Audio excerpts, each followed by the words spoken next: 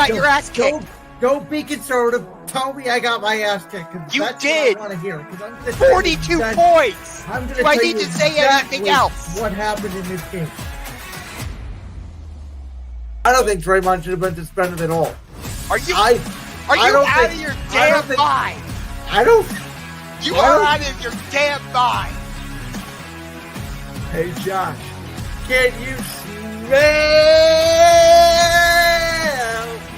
Really?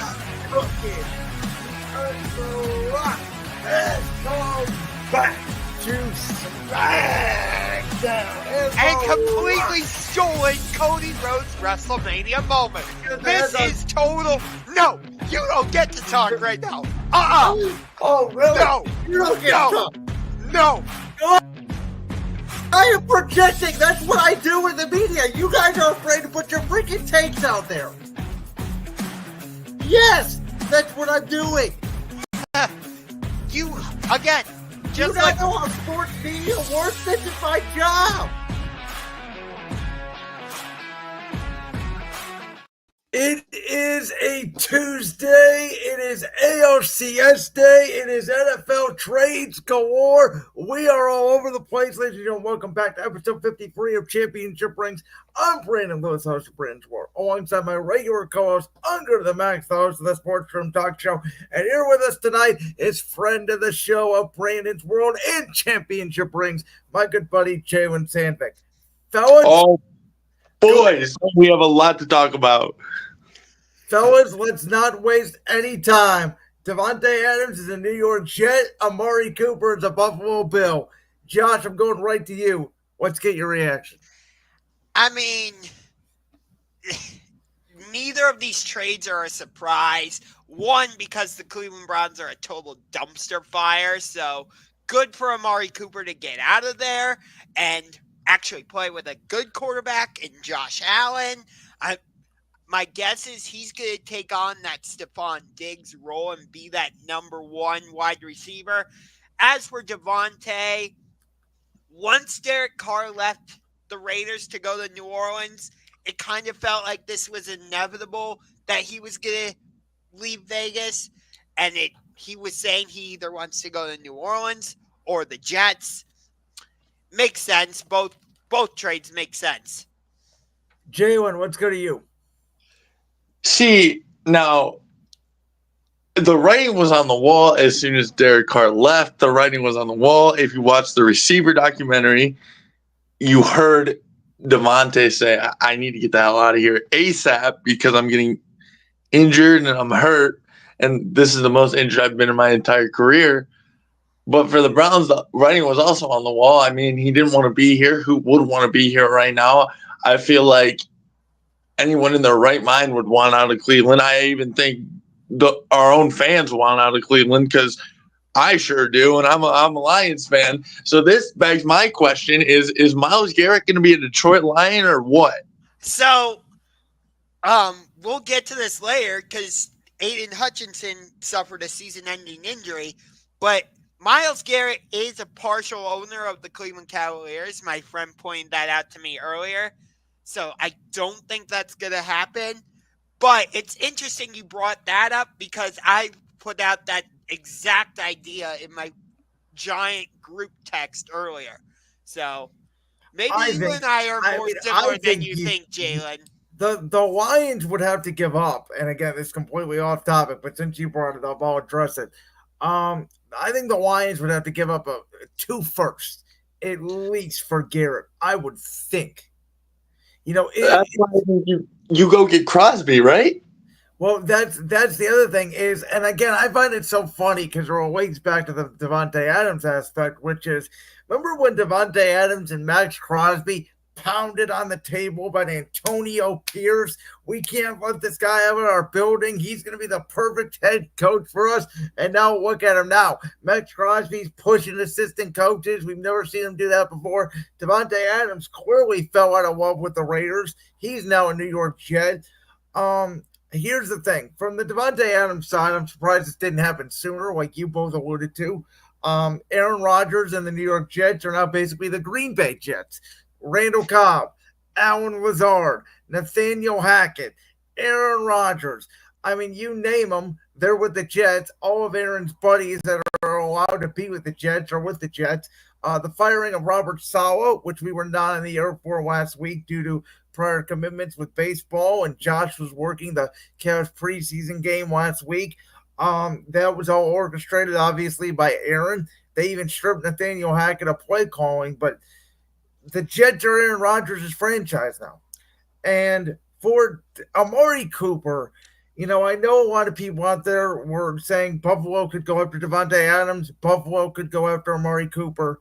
And I think Amari Cooper has a better personality than Stephon Diggs. I don't think I don't think he's as much of a diva as Diggs is. But we saw last night, even without James Cook in the lineup, Buffalo is a run first football team now. They use a lot of two tight end personnel. Dalton Kincaid, Kincaid and Dawson Knox. So I don't know. I think Amari Cooper is going to have a better season, obviously, in Buffalo than he did in Cleveland. He suffered with drops while he was here this year. Part of that could be, based off the quarterback that we're going to get to. Part of it may not be. I don't know. But I just don't know how much production Cooper's going to have because I think that this is a run-first Buffalo Bill football team. So when I look at the Bills situation, I think I feel like they've got this division kind of locked up. I know that the Jets are still somewhat in the picture, but it feels like, from my perspective, the Bills are viewing this as we've got the division locked up already because the Patriots aren't going to be a threat. The Dolphins clearly aren't going to be a threat. And I think it's more likely the Jets end up as a wild card team. So the Bills, I think, are making this move because they want to try and hang with the Chiefs, the Ravens, the Texans. It almost feels like Buffalo thought that after all the chaos they went through this offseason, Stephon Diggs and losing all their various defensive pieces, it almost felt like Buffalo viewed the season as a rebuild year. And then they saw how well they were playing. They're like, oh, nope, we're still one of the top teams. So I think that's why they made this move, to get Amari Cooper. And at least they view him as a number one wide receiver. I don't view him as a number one. That's just my perspective. I think he's a number one average team. He's a solid two. He won't be your number one guy. He's going to be there to get Josh Allen out of situations, big situations. Maybe if I'm the Bills, this is my year. This is it. This is all or nothing. This is getting over the hump for me because how much longer can Josh Allen be a top 5 quarterback without a ring on his finger? I mean, you could ask the same question about Lamar Jackson. I am. I'm very much questioning Lamar Jackson. I am giving Lamar Jackson criticism week by week. I don't care how good he is skill wise. I think, as a lot of people don't say, oh, rings don't matter as much. No, they matter. In the grand scheme of things, they matter because if you have a ring and you're a quarterback, that means you led your team to the promised land. You did that. It was because of you. You played a major factor in that. And I'm putting a lot of guys under that threshold. And Lamar Jackson is one of them. Josh Allen has been one of them for the last 4 years. I mean, for goodness sake, how long could Stephon Diggs stand on that field? We've all seen that meme where he's just standing there watching the Chiefs celebrate year after year. If I'm Diggs, how much longer can I stand that? You can't stand. Yeah. Well, in fairness to both of those guys, though, they've only really lost to one person in the playoffs, and he's that guy wearing 15 in Kansas City. We'll get to that later. He pisses me. Yeah, we'll get to that later. He's a cocky guy. We'll put it like that. All right, well, let's get to some college football because it was a huge weekend in college football. Oregon, of course, knocking off Ohio State 32-31 in a huge, huge matchup. Well, first we got a quick comment for you, Jalen, I think this is directed at. Salt, the quarterback of the 2003 Super Bowl, winning Buccaneers, is the reason why the Bucs won. Well, Brad Johnson didn't turn the football over. So well, I look, if you're gonna come on me like that, I can't fight you there. You got me there. That's one rare incident in there that you're gonna get me there. You got me, and it's very rare. Brandon knows this. It's very rare that I don't have a lot to say, but you got me there. So kudos to you, respect to you. You're one of the only people to shut my mouth when it comes to sports. How about this one? The Ravens quarterback from 2000 is the reason the Ravens won. Trent Dilfer, he didn't turn the football over. But those two teams that this commenter is saying, they both had historic defenses. Baltimore, right. I would say their defenses is not historic. Buffalo's defense is not historic. That's what I'm saying. That's another thing. Thank you, Brandon. You just helped me out my argument. You still had Hall of Famers on that team, like major, massive Hall of Famers on that team. Brooks, Rondé Barber. Right. You know, Ray Lewis. Right. On that 2000. Catching the ball and going to the gap, Ray Lewis, you're losing teeth, you're losing brain cells, you're losing something. All right, I don't care how much money you'd pay me. I'd not take a hit from prime Ray Lewis, and there was players doing it week after week. So obviously, defense. We know this because Greg Popovich. Wrong sport, but Greg Popovich always said defense wins championships, right? Defense and fundamentals wins championships. So, yeah, defense is a big help. But I'm saying in the grand scheme of things, quarterbacks always help you out. A solid quarterback can get you a long way. Yeah, but the quarterback isn't always the main reason you win a championship. Not always the main reason, but if Baltimore wins, who would be the main reason they won? It'd be Lamar Jackson. Prove me wrong. If Buffalo wins, it'd be because of Josh Allen's great play. And this is my main issue. It's always the quarterback getting the biggest piece of credit, no matter what. Like, I love what this commenter is saying. Yes, exactly. So it's not the quarterback that wins the Super Bowl every time. Rebecca is not the reason you win a Super Bowl. It can be something else, like a defense. But I just want to make that point. And then he says, Jay Cutler was not the quarterback. It was Rex Grossman. Yeah. So get your facts right, first of all. Yeah, it was Rex Grossman. Shout out Jay Cutler, though. All right, guys. We got to move on. Let's talk college football. Speaking of quarterbacks, this was a massive game. Oregon knocked off Ohio State 32-31, top 3 showdown. My biggest takeaway from this game was that these two teams will probably meet again on a neutral field, and Ohio State will probably win. I agree. I disagree with that. Because you're a Penn State fan. Everything that comes out of your mouth is Ohio State bash, and it's been like that since day one of championship rings. Really? Listen, I am a college football observer. I don't have a favorite team. Jalen knows this. I drug Jalen nuts because I rooted for Michigan the last few years because I'm a big Jim Harbaugh guy. I will say this. Dylan Gabriel impressed me on Saturday night with his ability to stand in the pocket and make big throws. I didn't know he had that in him. That was one of the best college football games I've seen outside of Georgia and Alabama, probably in the last half decade. I just think Ohio State, to me, they made some wonders early in the game, and Oregon took advantage of them, especially that onside kick or what. I don't even know if it was intentional, that kick that Oregon did where it went right off the Ohio State lineman. The way they set that up, I think it was. But, Jalen, I'm not actually saying that because I'm a Penn State fan. I just felt like the way Oregon played, hitting those explosive plays when they needed to, I don't know if you can trust Ohio State's defense in those big moments. Like, it came down to one call, and you know this. It came down to that 12th man on the field call. Is that what it was? 12th man on the field? Yeah, it was genius by by Oregon, by the way. That was also intentional, which, I mean, who would have thought? I wouldn't have thought about that in the situation. Oh yeah, and Absolutely not.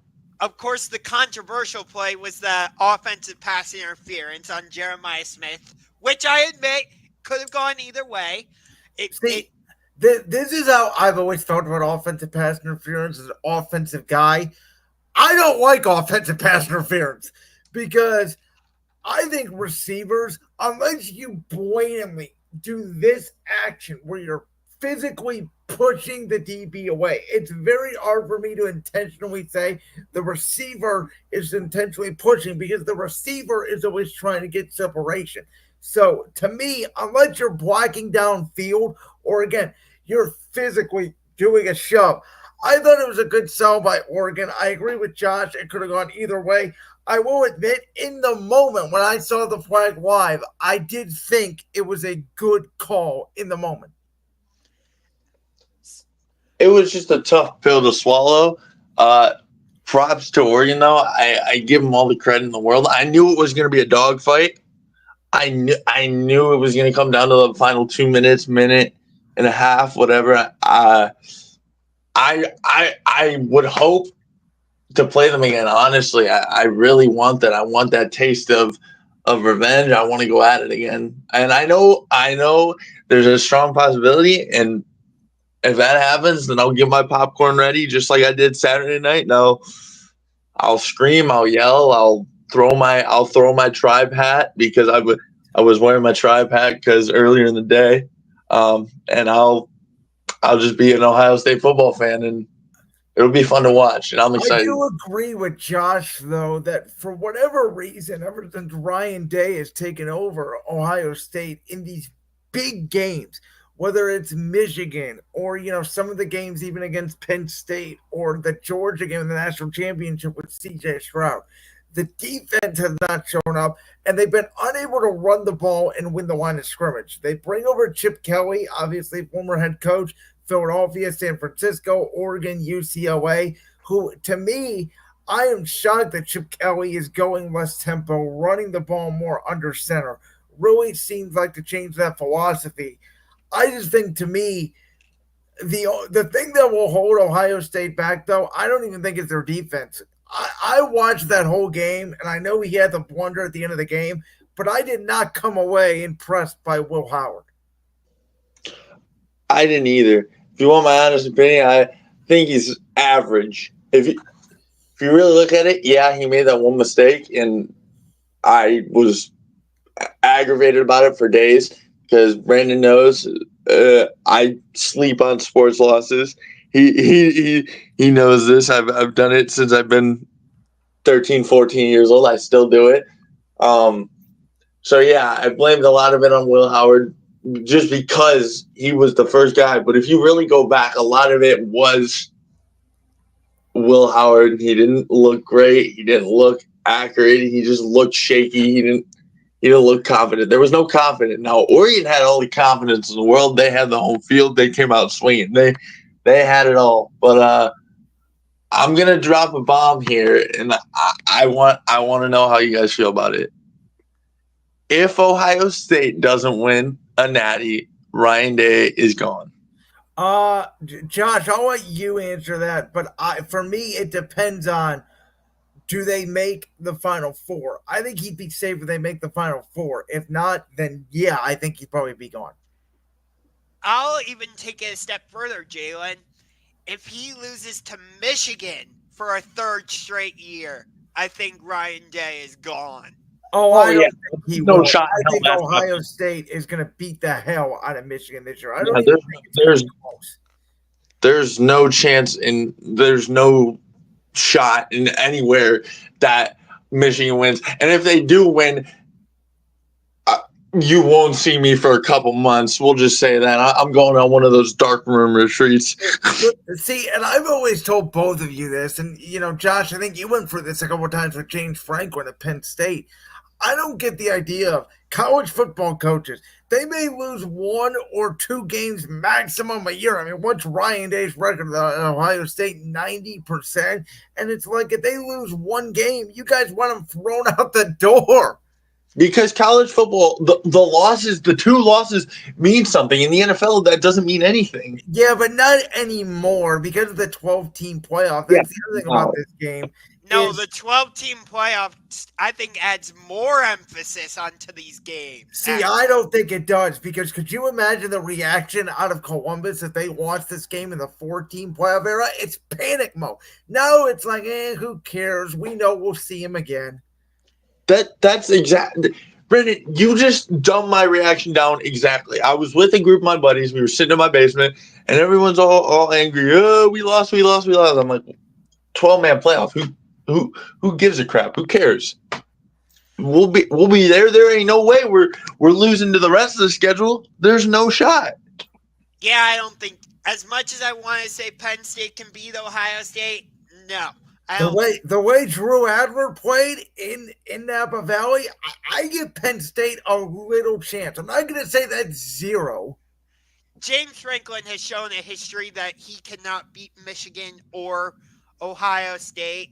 But we'll see. Penn State probably will still get into the playoff. But nonetheless, the reason I'm saying that if Ohio State loses to Michigan for a third straight time, which it's unlikely to happen, I agree with you, Jalen. But I'm just saying, like, that rivalry is so huge. You can't justify bringing Ryan Day back for another season if that were to happen. Absolutely not. I agree with you. I thought he should have been gone last year. I thought he should have been gone the first year he lost. I've never been a Coach Day guy. I've been to Ohio State games, and I've had a couple interactions, a couple fist bumps with Coach Day. That's not my coach, all right? My coach is Urban Meyer, and it always will be. All right, guys, let's talk about number 7, Alabama, who almost lost to South Carolina this week, taking on number 11, Tennessee, who also almost suffered another loss. And then number 5, Georgia, battles number 1, Texas. These are 2 huge SEC contests. Maybe the only one not under pressure to win this game is Texas, because they're the only undefeated team, I think, outside of Oregon in the whole country. Yes. ESPN College Game Day is going to be in Austin, Texas for this top 5 showdown between Georgia and Texas.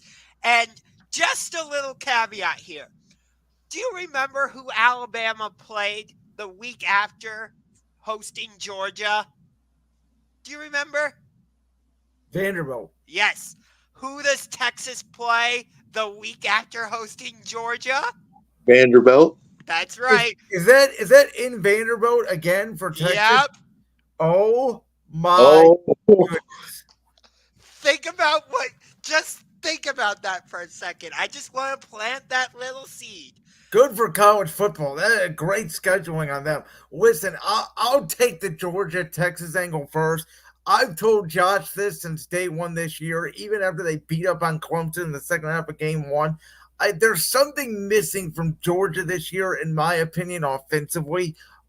They cannot create the explosive plays. I'm not a big Carson Beck guy myself. I think Alabama kind of let their foot off the gas in the second half, which is what we've seen in games, even against South Carolina. Maybe Bama starts their sort of, not deterioration, but maybe they're just not as dominant as we thought they were going into that Georgia game.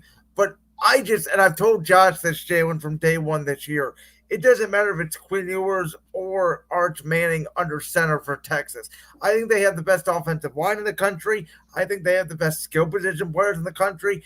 This team reminds me of last year's Michigan team. They boat raced Oklahoma in their rivalry game this weekend. The Red River rivalry really wasn't even a close game. I don't know how Texas loses a game. I'm going to put that on the table. I agree. I've seen Arch take a couple snaps. I've seen the other QB take a couple snaps. It doesn't matter. You're right. They are good. They are great. They are winning the national. Okay. They're great. To me, they are undisputably. And again, we can debate Ohio State, Oregon, Georgia, Bama, whoever. Penn State, throw whoever. To me, it's Texas is on that first tier, and then everybody else is a tier below. Texas is a great white shark, and we're just all fishes, and they're swarming us right now. That's exactly what it is. I know we were just talking about Ohio State, Oregon. If we were to get a Texas-Ohio State national championship or a Texas-Oregon national championship, sign me up. I think either of those games would be great. No, I agree. I think they both would be shootouts, but I think in the end, I think Texas. I know a lot of people want to talk about Shedeur Sanders and what's going on in Colorado. I think Texas may have the best quarterback situation in the country, hands down. Okay.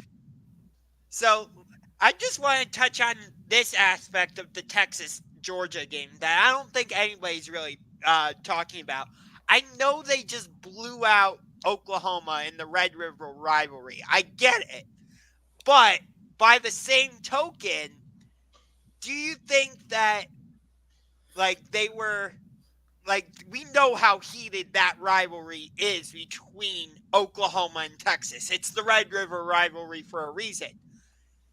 Do you think, having that rivalry game be played the week before Georgia, could that be a bit of a mental distraction coming into this matchup against Georgia?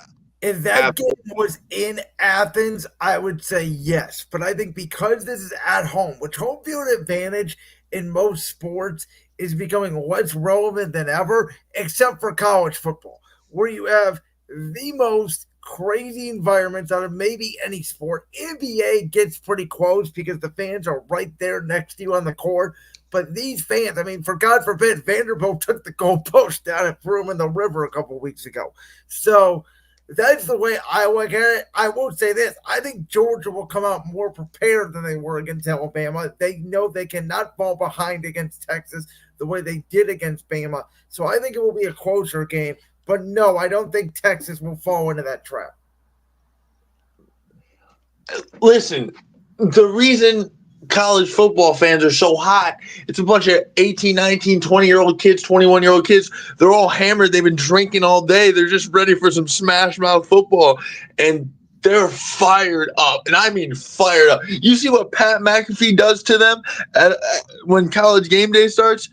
It's just they are on. They are on fire. And I think Brandon's right. Home field advantage only matters in college football and possibly basketball. It depends on where you are. Because if you're in Cleveland, like Cavs, we might be hot. But if you go to New York, they're hot all game long. So yeah, I agree with Brandon. And to this commenter's point here, yes, all it does take is dumb luck to, any given Saturday night. We know that. But speaking of the other game on this list here, I want to quickly get to Alabama, Tennessee, because this is an important game. Because if Texas does defeat Georgia, which the Bama Tennessee game will happen before that, but if Georgia has 2 losses, Texas has 0. Texas is almost guaranteed, unless they stumble their toe, to go to the SEC championship. You could make an argument here. The loser of this Bama-Tennessee game, their college football playoff chances could be over because I don't know if they're going to make the SEC championship game. Yeah.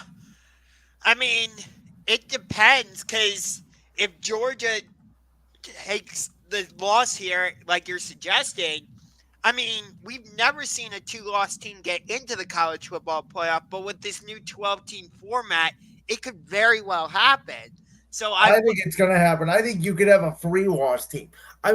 Seriously, if you, I'll say this. I think, let's say, for just an example, out of the blue, I don't know, a Big 12 team, Oklahoma State or somebody like that, if they only have 1 loss or something like that, I'd take a 3-loss Georgia team over them.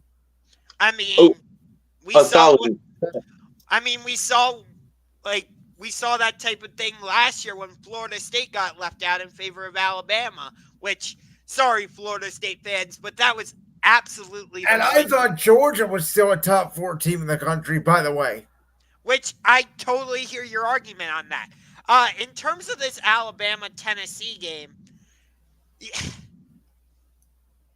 It's such an interesting game because Alabama these last 2 weeks has not looked like Alabama. Like they lost to Vanderbilt and they narrowly defeated South Carolina.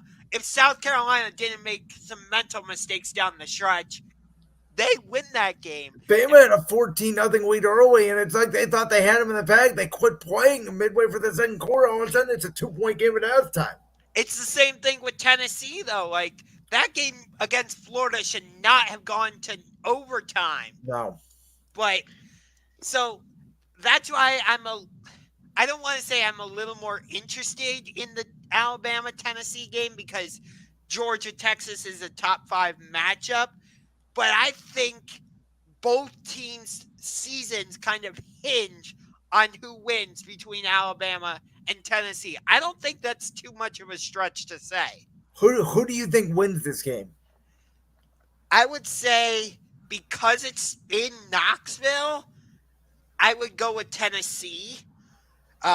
We saw what happened last time they played each other in Knoxville, that crazy game that came down to a game-winning field goal. I think it was like 52-49 Tennessee won. And in terms of Georgia, Texas, I would go with Texas. Jalen, how about you? Georgia, Texas, I'm taking Texas, and I'm taking good old Rocky Top to get it done in Knoxville. The loss to Vanderbilt, it's got to do such an emotional, like that's got to just sit in their heads. As anybody knows, a game you're supposed to win, and then you go out, you get sucker punched. They're partying, throwing goalposts in the river. For goodness sake, I mean, it's hard to bounce back from that. So, but again, any given Saturday, as the commenter says, any given Saturday, so we'll just see. We just got great college football. It's stacked. I'm fired up. I'm ready. Well, yeah. We go from great football to a game we all endured on Sunday. Oh, jeez. Oh, no. Jalen texted me right after the final score on Sunday and said that was the worst football game I ever watched in my life. He said, give me 3.5 hours of my life back. So obviously, my Philadelphia Eagles grinded out against Josh's Browns in Philly 20-16. I'll say this. From an Eagles perspective, right? Everybody wants to fire Nick Sirianni because he's chirping back at the fans. And, he shaved his head and he's bald and he's a clown and they only beat the Browns by 4 points and all this. And I'll just say this. There were a lot of good signs, albeit with the score of what it was, for my Eagles, I think, actually moving forward. Number one was Jalen Hurts did not turn the football over, which he hadn't done in, 12, 13, 14 games, something like that, coming off a bye. I thought that was a really good sign moving forward. Number two, regardless that the Browns only scored 16 points, the defense really only gave up 9 points. If Myles Garrett doesn't block that field goal, it's 13-3 at half, and I really feel like it's a different game. Philly comes out in the second half. It's not 10-10. It was a 10-point swing there. You have a 10-point lead. Defense only gave up 3 field goals while missing the likes of Darius Slay in the secondary. And number 3, I get it. I know it's the Browns' offensive line. It's a human turnstile. But my pass rush actually showed up. They had 6 sacks entering Sunday. They got 5 on Sunday. So that's stuff to build on along with Davante Smith and A.J. Brown making plays. Brandon, how can you say they showed up? They were playing Joe off the street. That was who they were running from. They were busting through that line like it was nothing. They didn't show up. They just played the worst team I've ever seen. I needed ibuprofen by halftime. I'm sorry, but it says the final score was 20-16. It was not that close. The only reason the Browns even made this somewhat of a game is because of that blocked field goal. And that's my point. That's why I actually feel good about Philly, because that score does not indicate to me Philly dominated the game. Yeah, but my biggest problem with Philly from this game is, where the heck is your run game? Like, you did not use Saquon Barkley enough and your overall running game in against the Browns. Well, You should have. I think that the defense sort of dictated that. You could see Jim Schwartz trying to bring a lot of blitz up the middle, and they tried to throw early on outside Davante Smith and A.J. Brown. Did not work early on in those go routes, so they did change it up. I think Philly is, from what I've seen, again, I've watched all 6 games this year, I get a sense that we are really trying to conserve Saquon Barkley. We're not trying to feed him 20, 25 carries a game. You could say that's stupid, and I'll hear your argument for it. But I am seeing a team that is really still, again, trying to figure out who exactly they are on offense. And I think, again, that was as clean of a game, at least offensively. Every drive was not perfect, and there was definitely some frustrating play calls. But in terms of not turning the football over, getting in and out of the operation, and moving the football, that was as clean as I've seen in a long time. Maybe my standards are just low.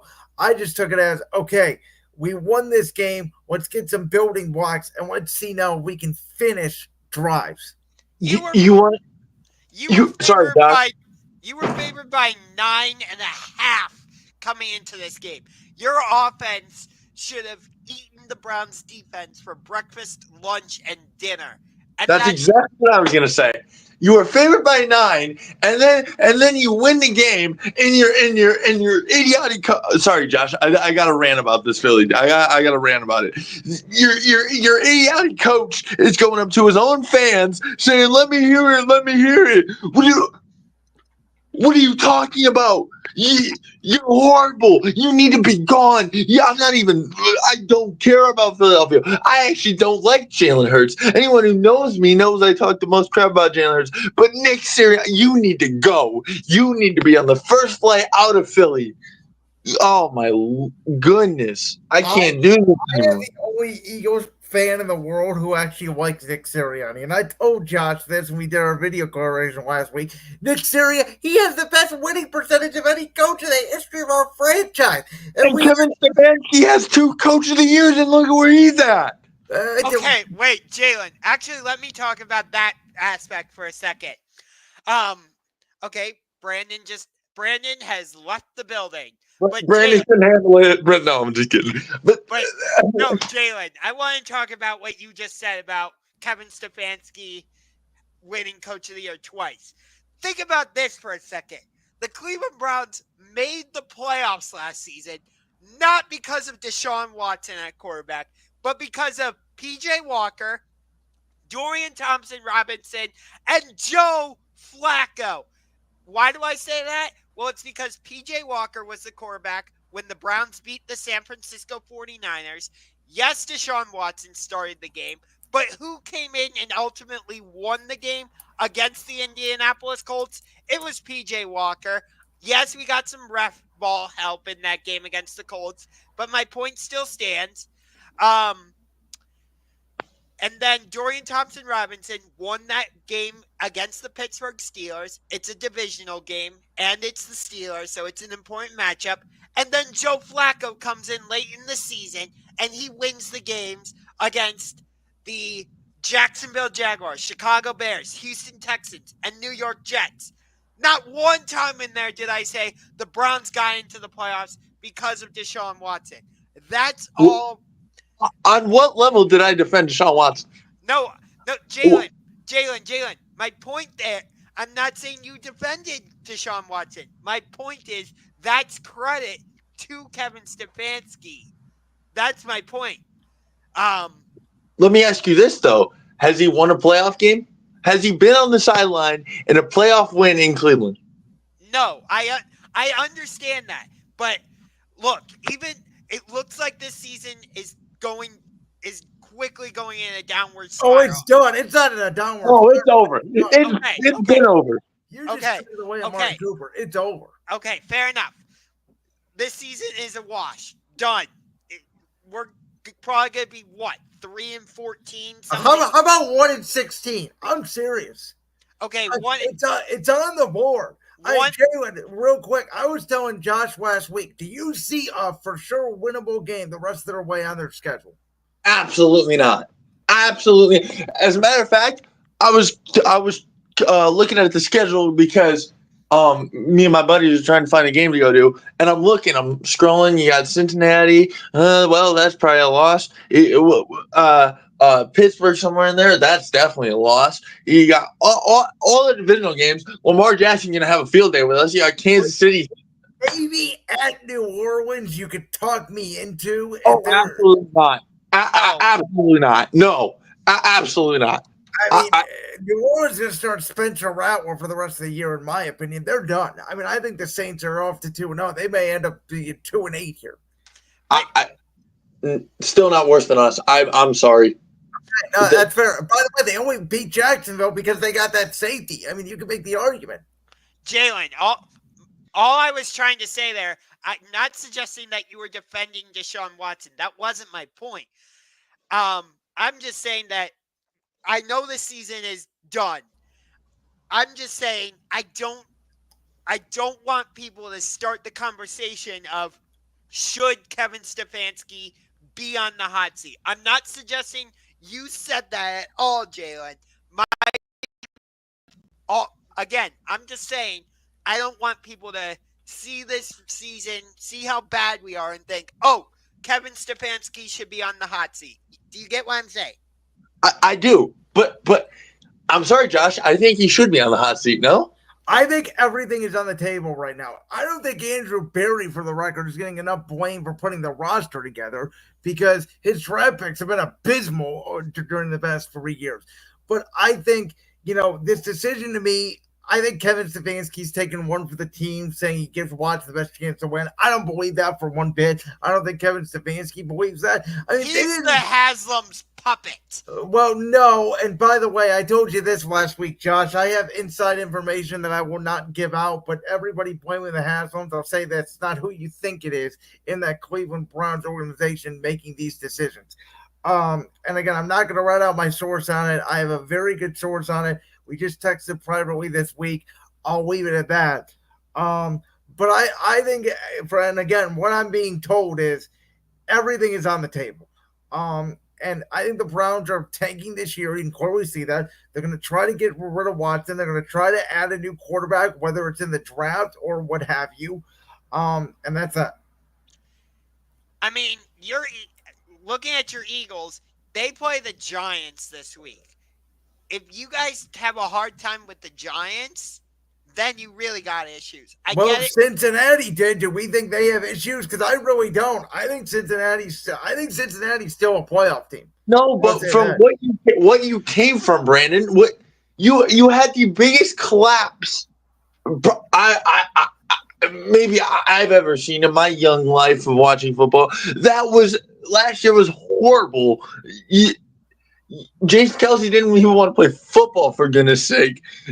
And now he came out and defended Sirianni. He said he wasn't the problem. Your own coach, excuse my language, is a douchebag. Your own coach is taunting your own fans. I like it. I'm the only person in the world that likes it. Oh, I'm sure you like it. You're the only person if you went to Philly and said that, if you went to Philly and said, I like Nick Sirianni, they'd probably punch you in the face. They probably would. I've never agreed with a Philly fan in my life. I hate Philadelphia fans. It's like I hate Cleveland fans besides the two of you that I'm sitting with right now. Will the real Jalen Hurts please stand up? He did. He had a good game on Sunday. Which version of Jalen Hurts are we getting this season? The 2022 MVP version or the version we had last year? I think it's the middle. I think it's what you saw on Sunday, which was a very good game. Not as good as what he had in that 2022 game. But again, that was the best game Hurts has played since the Buffalo game last year. And it's not even close. And that's disappointing. That is disappointing to know that. Bingo, Jalen. 100% you are on the mark there, Jalen. But I think you guys don't understand how hard it is to win in this league because you guys have had one winning season your whole lives. I'm a Lions fan. I'm a Lions fan. I know how hard it is to win. Let's get to it right now because we're going to talk about it. It's hard to win in this league. It is. It is. And you need a guy with some confidence to you. Not Jalen Hurts. Jalen Hurts don't have that. You know who has that? The best quarterback in the league besides I need to know what this means, by the way. What is an equal opportunity hater? Please tell me. I'm not a hater. I am not a hater. Because I am an equal opportunity hater, not you. Yeah. He's saying you are, not Yeah. us, Jalen. You listen. If you look at this, look at me look at this. You look at me, Browns fan, been destroyed my whole life, heartbreak. Lions fan, been destroyed my whole life. I know how hard it is to win. So when I taste that, I want it. It's like the dopamine feeling. You Eagles fans, you beat Tom Brady, and then you're so great, and then you get this guy, Jalen Hurts. He's gonna be the man. I haven't seen it yet. Where is he at? Let's talk about the Aiden Hutchinson injury. Jalen, when I saw it, I was devastated, not only for you, but for Lions fans nationwide. And again, we talked about it earlier in the show. Do they go after Max Crosby? Do they not? I don't know. But I got to tell you what, man, Aiden Hutchinson, he's a lot like TJ Watt to the Pittsburgh Steelers, where we have seen the Steelers defense without TJ Watt. They're not the same defense. Are you concerned about that as a Lions fan? That's why we have you on the show today. You're our Detroit Lions expert. Are you concerned about the loss of Hutchinson and the impact it has on the defense? First of all, I'd like to say prayers up to Hutch. Get well soon, buddy. You're a monster. You're an absolute monster, and I love you. And we're riding with you, buddy, the whole way. But yeah, man, this was tough. Tough pill to swallow. I kind of felt how you did when Wentz got hurt back in the day. When you texted me and said, "Cried all night." Never forget that night, Josh. I cried all night that night. I thought our Super Bowl hopes was over. And not that I didn't have trust in Nick Foles, but he was literally the MVP of the league. Yeah, I was in your boat, Brandon. Tears came to my eyes, and we were whooping the Cowboys. So I said, running offensive linemen out there to run around. So you guys hate the Cowboys more than we do. Oh yeah, Brandon. I wanted to text you and say you're welcome. Because I know you appreciated that. Oh, I did. That was the most entertaining game I think I've saw in like 10 years. So I'm like, whatever. I'm gonna go upstairs, go get some food, and I come back downstairs, and my dad said Hutch just snapped his leg, and I just immediately just lost it. I didn't know what to do. I watched it over again. It was disgusting, and man, I don't know what this means, but one thing for sure is Dan Campbell and them boys ain't gonna quit. We've seen that. So if we win the Super Bowl this year, that one's definitely for you, Hutch. But it's a tough hit, but we're not gonna quit. And anyone who watches that and knows how Dan Campbell is knows that we're gonna be A-okay. And it might suck defensively, but we're not gonna quit. Josh, how about you? Go ahead. So I have not seen the injury yet because sometimes I get a little squeamish. You can hear it on the broadcast, by the way. I get a little squeamish at those types of things, so I have chosen not to watch it. Maybe I will, but just don't. Just not right now. But man, I picked Hutch to win Defensive Player of the Year. We both did before the season. I picked Amon-Ra St. Brown to win Offensive Player of the Year at the start of the season, which I still think he can. But my perspective on this is I think this puts a little more pressure on the Lions offense to put up points. Now, we've seen over the course of the season that they can do it. Clearly, Jalen... 49 points. Just throw that out there. No, Jalen, I understand that. I'm saying we've seen that they're capable of putting up like a huge amount of points. But when you lose one of your biggest pieces on defense, or actually in this case, your biggest piece, I think that does put a little more pressure on your offense. Would you agree with that, Jalen? I fully agree with that, Josh. And here's the thing: this team likes pressure, and I think Hutch is our rock now. I think we're gonna compete so well. We're gonna play every game like it's our last game because of Hutch. Because those guys, I don't know if I know Brandon. I know you're on TikTok, but I don't know if you ever see the Lions like locker room speeches after the game.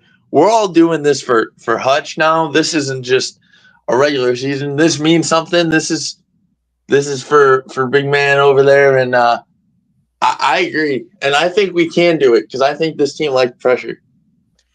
All right. Well, speaking of big game this weekend, the Detroit Lions 4-1, Minnesota Vikings 5-0, and not only these two teams, but you got the Green Bay Packers, you got the Chicago Bears, who me and Jalen have gone back and forth on, me and Josh went back and forth on. Turns out this is literally the best division in all of football. Each team has 4 wins. Each team has the 4 best point differentials in the National Football League.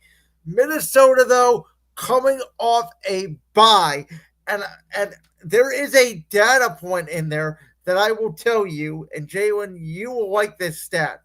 This is why I believe this game is actually more important to Minnesota than it is Detroit, because this year, the team that has played the Detroit Lions every week, the next week, they have lost.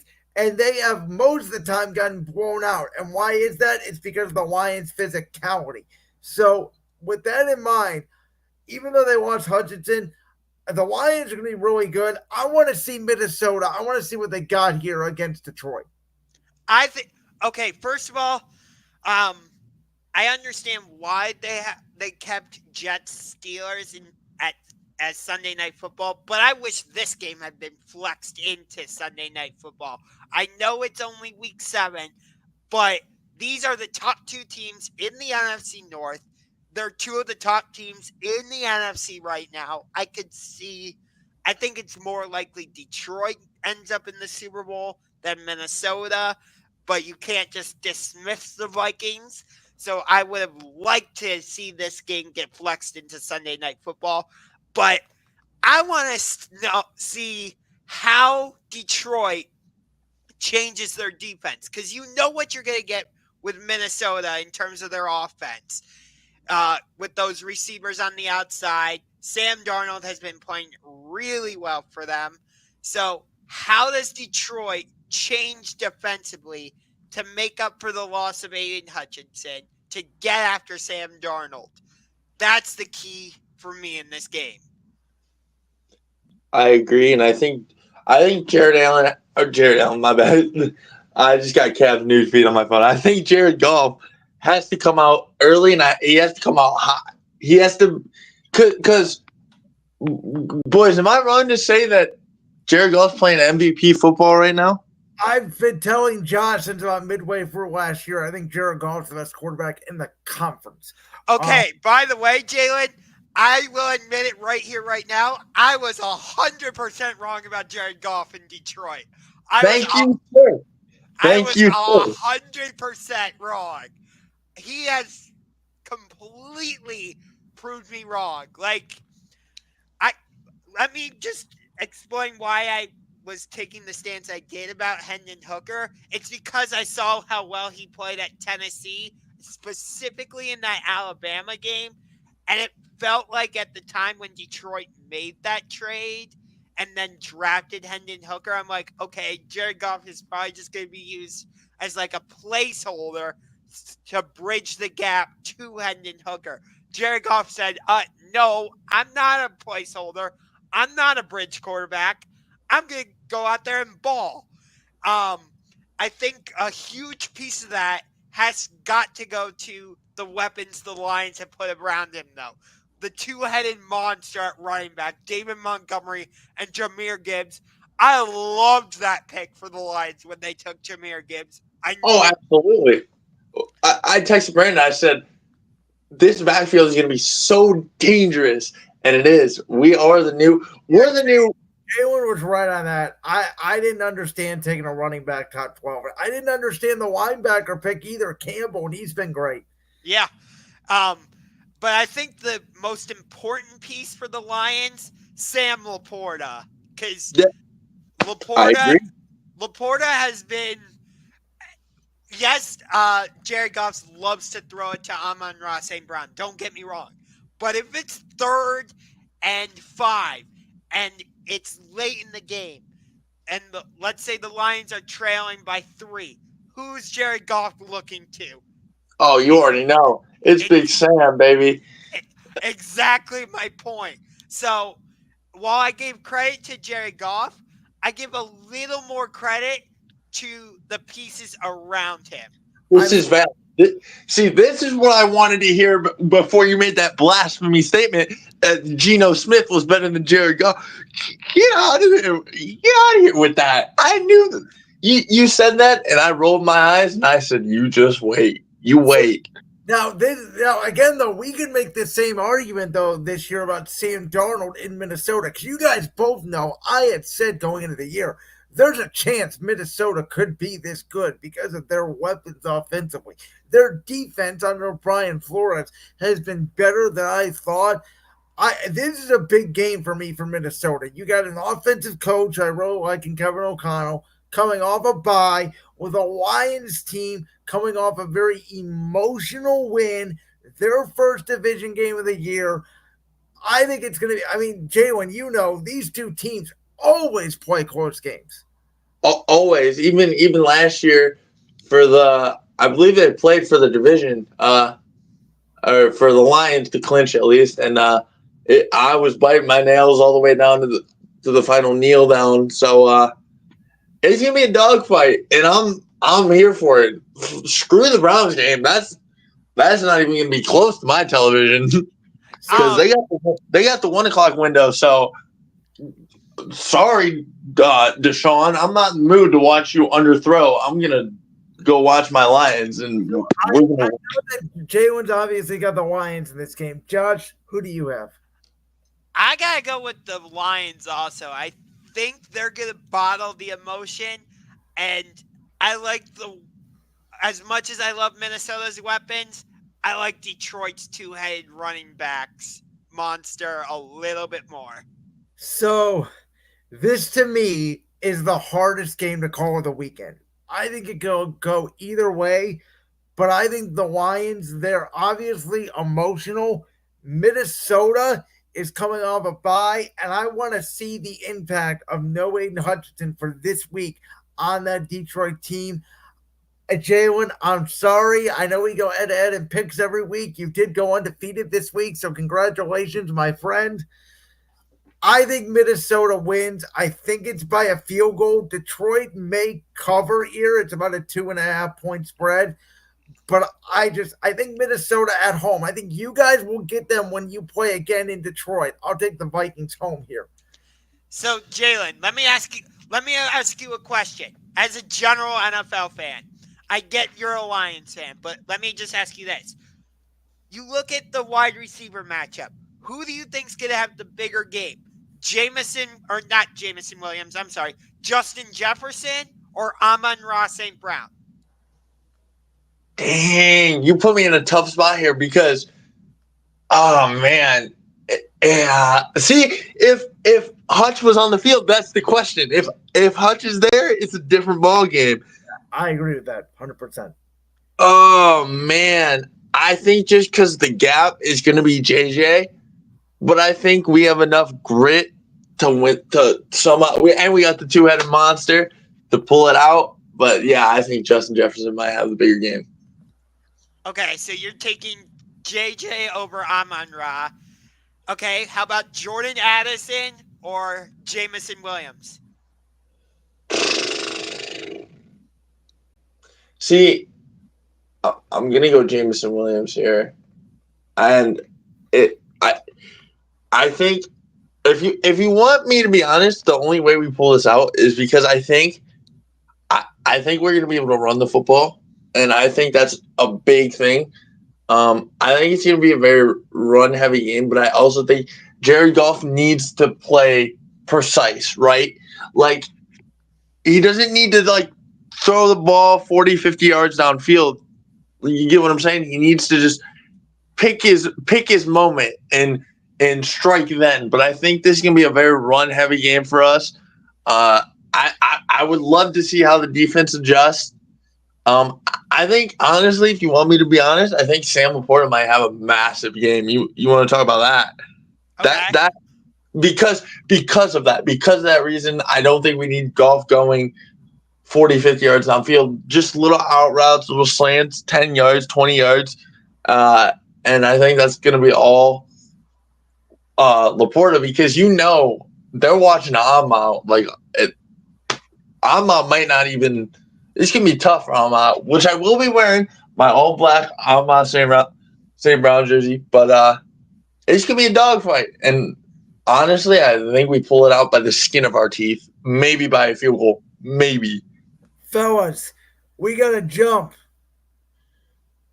We got to jump to the MLB postseason, guys. Tonight, Game 2, ALCS. Guardians and Yankees. Oh my God. 5 wild pitches last night. Almost broke my soul. We're going up against Garrett Cole tonight, fellas. What do we got to do to bring home a Game 2 victory? Our bats need to wake up. That quite simple. And who's catching tonight? Is it Hedges? My guess would probably be, I can look it up real quick, but my guess is going to be Naylor because he's been catching Bybee. Oh, all those wild pitches. That's the only reason they won that game. If you want me to be honest, is the wild pitches. No, I agree with you completely. But those wild pitches weren't by the starter, Cobb. It was because of Cantillo, who they brought in. Cantillo, absolutely. He was not ready to come in at all. No, he looked like a kid on the first day of school in a new school. That was him. He was shaking in his boots, and he was not ready for the moment. I am correct, by the way. Bo Naylor will catch tonight. Oh man, this is where I think I texted you. Let me pull up my text, Brandon. I said you need to take one in the Bronx. Yeah, and this you have to, or else the series. Well, I don't know if it's over, but it would be tough to win 4 out of 5. I have the Yankees winning this series in 6. I think they're going to win tonight also and go up 2-0 in this series. And then they'll win one of the 3 games in Cleveland. My thing is, we pitched pretty well last night. Gave up 2 solo shots, but the Yankees, what killed me was the Yankees were over 6 with runners in scoring position. And they got 4 runs, and they basically didn't have to earn 3 of them. I mean, even the sacrifice fly they got was on a walk, 2 wild pitches. The guy moves to third base. They got a run without even getting a hit. Okay, I want to jump to the New York Mets for a second because I love watching this team. They have you want to talk about that never say die attitude? That is the New York Mets. They're the hottest team in baseball as of June. Francisco Lindor, that leadoff home run, obviously, in Game 2. I'll ask both of you, though, because the Dodgers, outside of obviously yesterday, they pitched very well. They had 3 straight shutouts, Game 4, Game 5 against San Diego, Game 1 against the Mets. I think it's a very close series. I just think the Dodgers pitching staff is deeper than the Mets. I think that will get them probably over the hump in this series. I agree. I'm not so sure because, again, the Mets have that never say die attitude, and they're going home for these next 3 games if there's a Game 5. Yeah, but I mean, let's be honest. As I alluded to earlier, Josh, in the football segment, I don't even care that we're in New York or New York's coming here or Dodgers are going to the Mets. Home field advantage anymore in sports, it's never meant less. In baseball, I think the road team has won 60% of the games in these playoffs. It's about who has the fresher bullpen. And again, I think the Dodgers do. And I think the fact that they get shut out San Diego, which is, an equal lineup, I would say, to the Mets, if not maybe a little bit more power there in the middle. Shut them down with 8 bullpen guys. Okay, by the way, my bad. There is going to be a game 5 because of the Mets winning game 2. So my mistake on that one. But I mean, you look at this Mets offense. It's not just Pete Alonso. It's Francisco Lindor. It's Mark Vientos. You got Nimmo, who's had a huge series. Brandon Nimmo. Yeah. Um, the way I just love the attitude of this team. Like, you cannot count them out. Like, Do you know how much it hurts to watch Frankie smoke bombs over the wall? Do you know how much that hurts me, Josh? It Okay. doesn't hurt me at all because we got Andres Jimenez. I told you guys a couple years ago, I was cool with it. Lindor was not going to stay here. Like, No. we just have to accept it. Like, good for him. If it's Guardians Mets in the World Series, what a storyline. That's right. Isn't that what I told you, Brandon? Didn't I say that to you? I said that exact line. I said, Clase throws the final strike and stares down Lindor. Didn't I say that? Yes, you did. I did. You know what World Series Major League Baseball wants, though. It isn't even more clear when they're marketing. All they're showing is Dodgers and Yankees players. Yeah, they don't even want the Subway Series. But let me just say this super quick. I was at Game 5 on Saturday against the Detroit Tigers. It was amazing to be there. I captured the moment Lane Thomas hit that grand slam. You can go watch that video on my YouTube channel right now. It has over 28,000 views, I think, currently. But but currently, that is my number 2 favorite Guardians playoff game that I've ever been to. Only eclipsed by the 15-inning 0-0 game against Tampa Bay. Wow, Yes. what a crazy game. Yes. But let me just say this. As a general baseball fan, I don't know the exact reason why I'm saying this, because I have no allegiance to Detroit at all. But for some reason, for me personally, when Detroit is a good baseball team, it feels like the sport of baseball is better. I don't know why.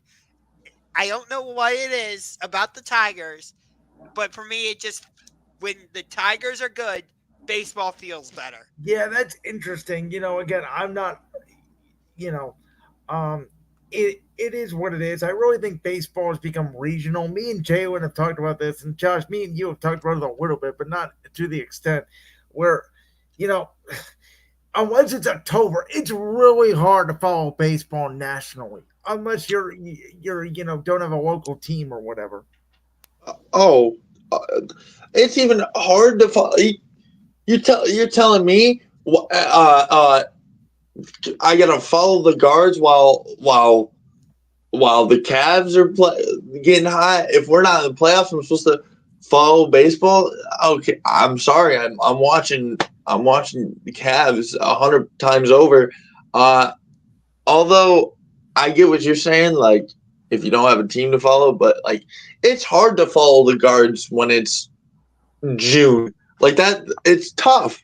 Yeah. When the finals are going on, like especially this year with all the Caitlin Clark stuff and things going on in the WNBA. That's one of the things me and Josh talked about a ton.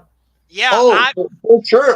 I was watching Caitlin Clark put up numbers, and the guards got the best closer in baseball. Well, I'm not watching, so like it's just so hard. Yeah, like if there's a World Series game on and it's the same time as the WNBA Finals, I don't know definitively which one I would watch. That would be a hard decision for me to make because Brandon knows this. I've been a long time watcher of women's basketball. You've been more of a WNBA fan watcher, seriously, and I told you this. I give you credit than anybody I literally ever know. Yeah, I've been a Minnesota Lynx fan for a while, going back to like Simone Augustus, Maya Moore, Lindsay Whalen, all those girls. So it's been fun for me. Fellas, we got to break ground. Game 2 for the ALCS going to start in about 20 minutes. Jalen, thanks so much for joining us. Josh, thank you as always. Cannot wait to get back in the virtual ring with you next week on Championship Rings, where, guess what, Josh? I think you know where I'm going with this. It's NBA season next week. We got to preview the NBA next week. You know I'm looking forward to this. So, can't wait. We're going to talk all things NFL, big college football, NBA, MLB playoffs, all of that and more. We'll see you guys next week here on Championship Rings. Thanks for joining us today, Jalen. Really appreciate it. Thank you guys for having me. It was a blast. Hopefully I'll do it again. And